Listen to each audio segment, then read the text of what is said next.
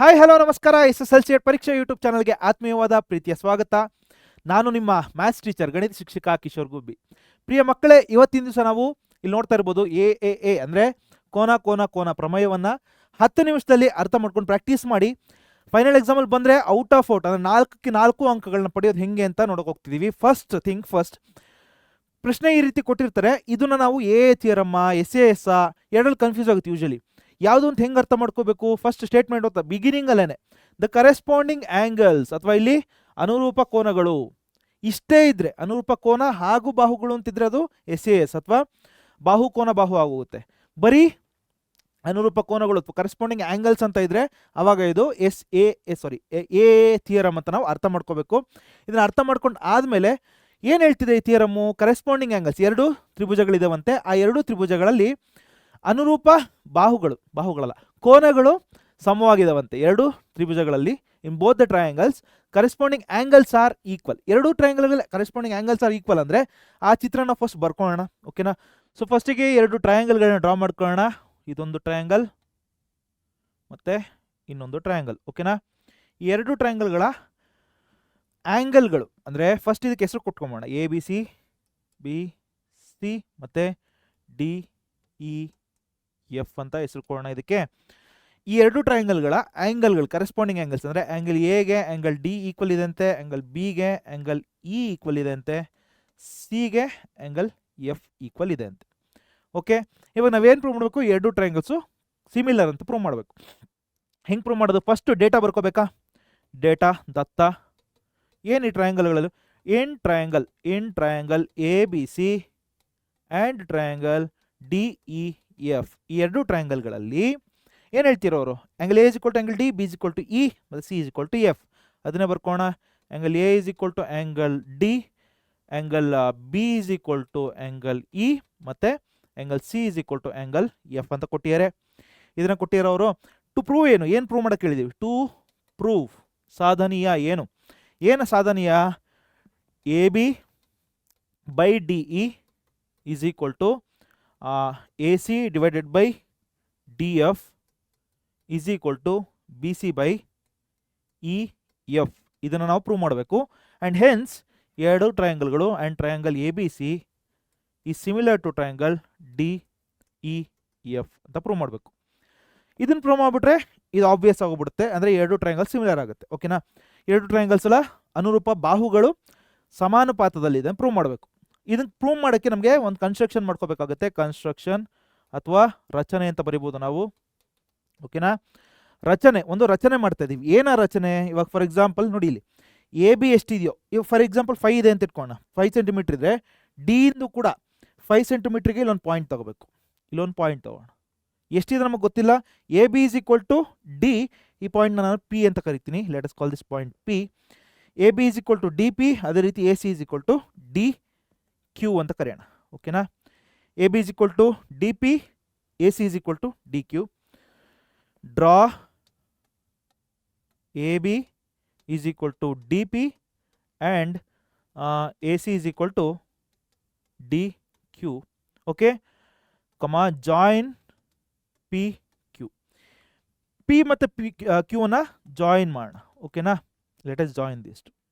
ಇದು ನಾವು ಕನ್ಸ್ಟ್ರಕ್ಷನ್ ಮಾಡಿರೋದ್ರಿಂದ ಡಾಟೆಡ್ ಲೈನಲ್ಲಿ ಬರ್ದಿದ್ದೀವಿ. ಓಕೆ, ಇವಾಗ ಪ್ರೂಫಿಗೆ ಹೋಗೋದಾದ್ರೆ ಪ್ರೂಫ್ ಹೆಂಗೆ ಪ್ರೂವ್ ಮಾಡ್ಬೋದು ನಾವು? ಒಂದು ಕೆಲಸ ಮಾಡೋಣ. ಈ ಚಿಕ್ಕ ಟ್ರಯಾಂಗಲ್ಗಳನ್ನ ತಗೋಣ. ABC ಮತ್ತು DPQ. ಕನ್ಸಿಡರ್ ಟ್ರಯಾಂಗಲ್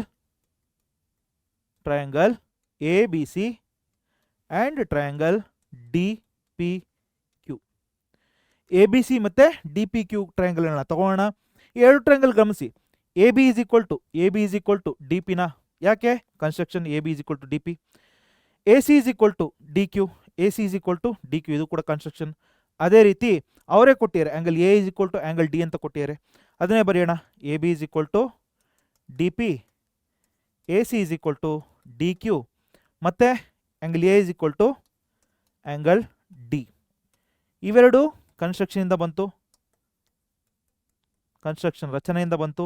ಇದು ಗಿವನ್ ದತ್ತದಿಂದ ಬಂತು. ಓಕೆನಾ? ಹಿಂಗಂದ್ರೆ ಇವಾಗ ನೋಡಿ, ಎರಡು ಸೈಡ್ಸು ಈ ಸೈಡ್ಗೆ ಈಕ್ವಲ್ ಆಗಿದೆ.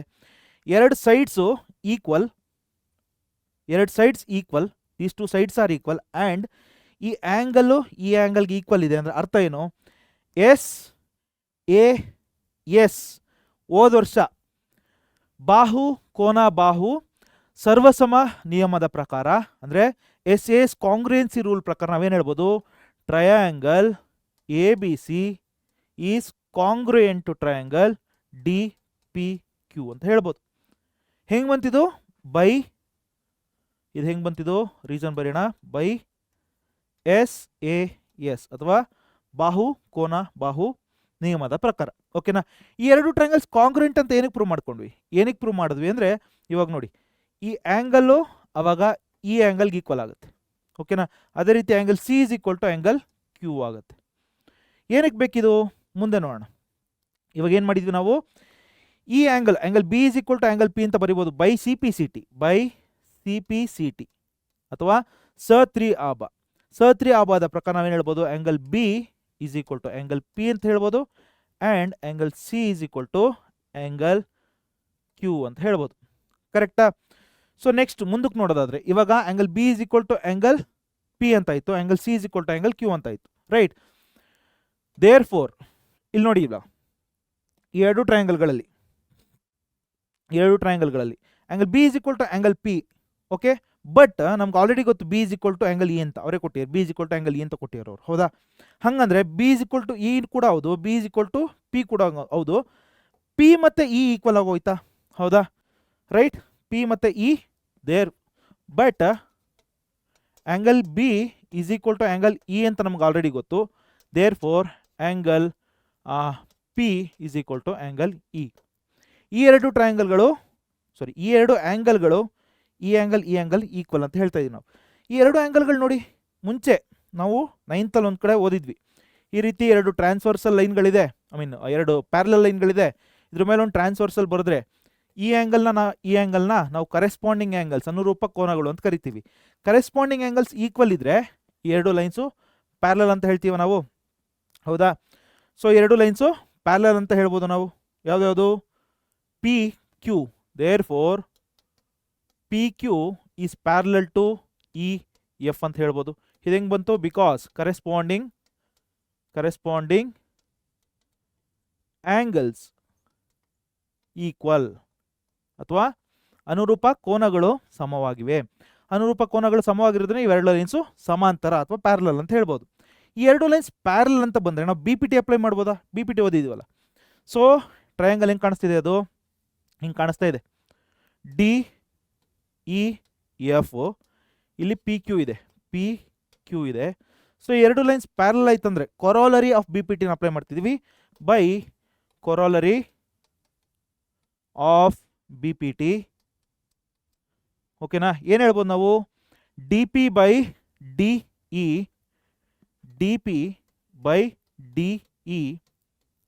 ಡಿ ಇದು is equal to D P by D E is equal to D Q by D F is equal to P Q by E F ಅಂತ ಹೇಳ್ಬೋದು. P Q by E F ಇದು ಹೆಂಗೆ, ಇದು B P T ಪ್ರಕಾರ. ಓಕೆನಾ. But ಆದರೆ ಎರಡು triangles, ಇಲ್ಲೊಂದು ಎ ಬಿ ಸಿ ಅಂತ ಇತ್ತಲ್ಲ ಟ್ರಯಾಂಗಲು, ಎ ಬಿ ಸಿ ಟ್ರಯಾಂಗಲಲ್ಲಿ ಈ ಸೈಡ್ಗೆ ಈಕ್ವಲು, ಎ ಸಿ ಡಿ ಕ್ಯೂಗೆ ಈಕ್ವಲು, ಅದೇ ರೀತಿ ಬಿ ಸಿ ಪಿ ಕ್ಯೂಗೆ ಈಕ್ವಲು. ಯಾಕೆ ಎರಡು ಟ್ರಯಾಂಗಲ್ಸ್ ಕಾಂಗ್ರುಯೆಂಟ್ ಅಂತ ಪ್ರೂವ್ ಮಾಡಿದ್ವಿ, ಸರ್ವಸಮ ಅಂತ ಪ್ರೂವ್ ಮಾಡಿದ್ವಿ. ಸರ್ವಸಮ ಅಂದರೆ ಎಲ್ಲ ಅನುರೂಪ ಬಾಹುಗಳು ಸಮವಾಗಿರಬೇಕು, ಕೋನಗಳು ಸಮವಾಗಿರಬೇಕು. ಹಾಗಂದ್ರೆ ಈ ಡಿ ಪಿ ಜಾಗದಲ್ಲಿ ನಾವು ಏನು ಬರಿಬೋದು, ಡಿ ಪಿ ಬದಲಿಗೆ ಎ ಬಿ ಅಂತ ಬರಿಬೋದು, ಎ ಬಿ ಡಿವೈಡೆಡ್ ಬೈ ಇಲ್ಲಿ ಡಿ ಅಂತಾನೆ ಬರೆಯೋಣ, D E is equal to D Q ಜಾಗದಲ್ಲಿ ಏನು ಬರಿಬೋದು, ಡಿ ಕ್ಯೂ ಜಾಗದಲ್ಲಿ ನಾನು ಎ ಸಿ ಅಂತ ಬರಿಬೋದು, ಡಿ ಕ್ಯೂ ಜಾಗದಲ್ಲಿ ಎ ಸಿ ಅಂತ ಬರಿತಾ ಇದ್ದೀನಿ, D F is equal to P Q ಜಾಗದಲ್ಲಿ ಬಿ ಸಿ ಅಂತ ಬರೆಯೋಣ, B C by E F ಆಗುತ್ತೆ. ಸೊ ಇದನ್ನೇ ನಾವು ಪ್ರೂವ್ ಮಾಡಬೇಕಾಗಿದ್ದು, ಕರೆಕ್ಟಾ. ದೇರ್ ಫೋರ್ ಇದಾದಮೇಲೆ therefore triangle A B C is similar to triangle D E F ಅಂತ ಬರೆದ್ರೆ ಇಲ್ಲಿಗೆ ನಮ್ಮ ಪ್ರೂಫ್ ಮುಗಿಯುತ್ತೆ. ರೈಟ್. ಏನು ಮಾಡಿದ್ವಿ, ಫಸ್ಟ್ ಒಂದ್ಸರಿ ಕ್ವಿಕ್ಕಾಗಿ ಗ್ಲಾನ್ಸ್ ಮಾಡೋಣ. ಮೊದಲಿಗೆ ನಾವೇನು ಮಾಡಿದ್ವಿ, ಕನ್ಸ್ಟ್ರಕ್ಷನ್ ಮಾಡ್ಕೊಂಡ್ವಿ, A B is equal to D P ಅಂತ, A C is equal to D Q ಅಂತ. ಆಮೇಲೆ ಪಿ ಕ್ಯೂನ ಜಾಯಿನ್ ಮಾಡಿದ್ವಿ. ಫಸ್ಟು ಈ ಚಿಕ್ಕ ಟ್ರಯಾಂಗಲ್ಗಳನ್ನ ABC ಮತ್ತು DPQ ತೊಗೊಂಡ್ವಿ. ಎರಡು ಟ್ರಯಾಂಗಲ್ಸ್ ಕಾಂಗ್ರೆಂಟ್ ಅಂತ ಪ್ರೂವ್ ಮಾಡೋಕ್ಕೆ ನಾವು SAS ಕಾಂಗ್ರೆನ್ಸಿ ರೂಲ್ನ ಯೂಸ್ ಮಾಡಿದ್ವಿ, ಅಂದರೆ ಸರ್ವಸಮ್ಮತೆಯ ನಿಯಮವನ್ನು ಬಳಸಿದ್ವಿ. ಅದಾದಮೇಲೆ ಎರಡು ಸರ್ವಸಮಾನ ಇದ್ದ ತಕ್ಷಣ P = B ಆಗುತ್ತೆ, angle B = angle P, right. Angle B = angle P ಆದರೆ ನಾವೇನಂತ ಹೇಳ್ಬೋದು ಅವಾಗ, B = E ಅಂತ ಕೂಡ ನಮಗೆ ಗೊತ್ತು. That means angle E = angle P ಆಗುತ್ತೆ. ಈ ಎರಡು ಆ್ಯಂಗಲ್ಸ್ ಈಕ್ವಲ್ ಅಂತಂದ್ರೆ ನಾವು PQ = EF ಅಂತ ಹೇಳ್ಬೋದು. ಯಾಕೆ? Corresponding angles are equal. Therefore ಈ ಎರಡು ರೇಖೆಗಳು ಸಮಾಂತರ ಅಂದರೆ ಪ್ಯಾರಲಲ್ ಆಗೋದ್ರೆ, ಇವೆರಡು ರೇಖೆಗಳು ಸಮಾಂತರ ಆದರೆ ನಾವು BPTನ ಅಪ್ಲೈ ಮಾಡ್ಬೋದು, ಬೇಸಿಕ್ ಪ್ರೊಪೋರ್ಷನಾಲಿಟಿ ಥಿಯರಮ್, ಅಂದರೆ ಥೇಲ್ಸ್ ಪ್ರಮೇಯವನ್ನು ಅಪ್ಲೈ ಮಾಡ್ಬೋದು. DP/DE = DQ/DF = PQ/EF ಅಂತ ಬರೆದ್ವಿ. ಸೊ ನಮಗೆ ಆದರೆ ಇನ್ನೊಂದೇನು ಗೊತ್ತು, AB = DP ಅಂತ ಗೊತ್ತು, AC = DQ ಅಂತ ಗೊತ್ತು, BC = PQ ಅಂತ ಗೊತ್ತು. ಸೊ ಹಾಗಾದರೆ ನಾವು DP ಜಾಗದಲ್ಲಿ AB ಅಂತ ಬರೆದ್ವಿ, DQ ಜಾಗದಲ್ಲಿ AC ಅಂತ ಬರೆದ್ವಿ, PQ ಜಾಗದಲ್ಲಿ BC ಅಂತ ಬರೆದ್ವಿ. ಇದನ್ನೇ ನಾವು ಪ್ರೂವ್ ಮಾಡಬೇಕಾಗಿದ್ದು. ದೇರ್ ಫೋರ್ ಎಲ್ಲ ಅನುರೂಪ ಬಾಹುಗಳು ಸಮಾನುಪಾತದಲ್ಲಿವೆ, ಅವರೇ ಕೊಟ್ಟಿದ್ದಾರೆ ಎಲ್ಲ ಅನುರೂಪ ಕೋನಗಳು ಸಮವಾಗಿದ್ದಾವೆ ಅಂತ. ಹಂಗೆ ನಾವೇನು ಹೇಳ್ಬೋದು, ಎರಡು ಟ್ರಯಾಂಗಲ್ಸು ಸಿಮಿಲರ್ ಅಂತ ಹೇಳ್ಬೋದು. Hence proved. ಓಕೆನಾ? ಸೊ ಆದಷ್ಟು ವಿತಿನ್ 10 ಮಿನಿಟ್ಸಲ್ಲಿ ನಾನು ಹೇಗೆ ಟ್ರೈ ಮಾಡಿದ್ದೀನಿ. ಇದನ್ನು ಚೆನ್ನಾಗಿ ಪ್ರಾಕ್ಟೀಸ್ ಮಾಡಿ. ಸುಮಾರು ಸರ್ತಿ BPT ಅಥವಾ ಏನು ಕೊಡೋದು, ಎರಡನ್ನೂ ಚೆನ್ನಾಗಿ ಕಲ್ತ್ಕೊಳ್ಳಿ. ಅಥವಾ SAS ಓದ್ಬೋದು ನಾವು. ನೆಕ್ಸ್ಟ್ ವೀಡಿಯೋದಲ್ಲಿ ಅದನ್ನು ಕೂಡ ಹೇಳ್ಕೊಡ್ತೀನಿ ನಾನು. ಓಕೆನಾ? ಅಲ್ಲಿ ಮತ್ತೆ ಸಿಗೋಣ. ಐ ಹೋಪ್ ಈ ವಿಡಿಯೋ ನಿಮಗೆ ಹೆಲ್ಪ್ ಆಗಿದೆ ಅಂತ ಅಂದ್ಕೊಂಡಿನಿ. ಮತ್ತೆ ಮುಂದಿನ ವಿಡಿಯೋದಲ್ಲಿ ಮತ್ತೆ ಸಿಗೋಣ. ಅಲ್ಲಿವರೆಗೂ ಕೂಡ practice well, all the best. ನಿಮ್ಮ ಸಾಧನೆ ನಮ್ಮ ಗೆಲುವು. Thank you.